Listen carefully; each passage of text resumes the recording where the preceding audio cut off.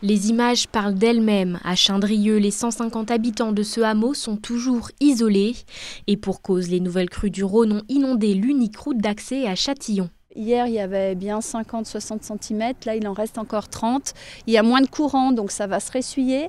Mais le temps que tout le marais se vide, puisqu'en fait on est un peu la cuvette ici, le marais est assez plat, mais malgré tout, il penche vers le lac.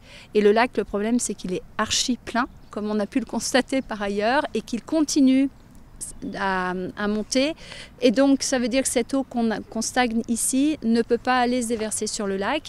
Elle ne peut pas remonter dans le Rhône, donc elle va encore rester ici un certain temps. Cela fait maintenant plus de 24 heures que cette route est infranchissable.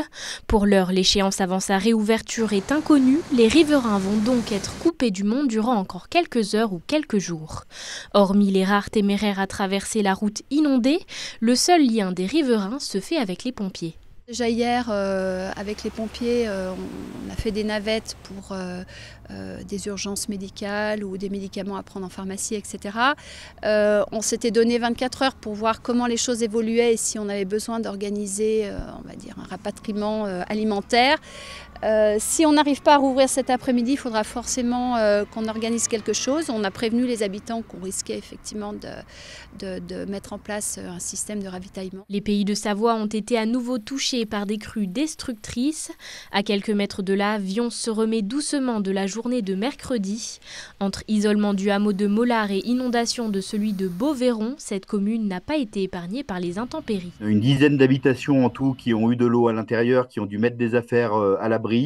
Mais il n'y a pas eu besoin, il n'y a pas eu fort heureusement de dégâts humains, il n'y a pas eu besoin non plus d'hébergement d'urgence ou d'évacuation. Pour la maison la plus basse, qui a été la première concernée et sans doute la plus impactée, on a dépassé les 50 cm sur le rez-de-chaussée. On a eu également ce matin une montée liée à la montée du lac du Bourget, une montée du canal de Savière, avec inondation d'un autre hameau, Les Granges, qui lui est en bord de canal.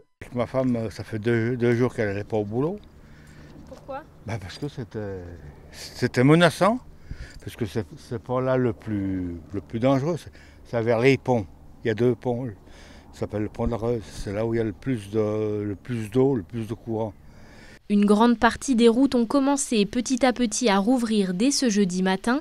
Si dans certaines zones l'heure est au nettoyage des maisons et des jardins, quelques situations sont encore préoccupantes, notamment près du canal de Savière à Portou, où 4 maisons sont inondées à hauteur de 30 cm d'eau.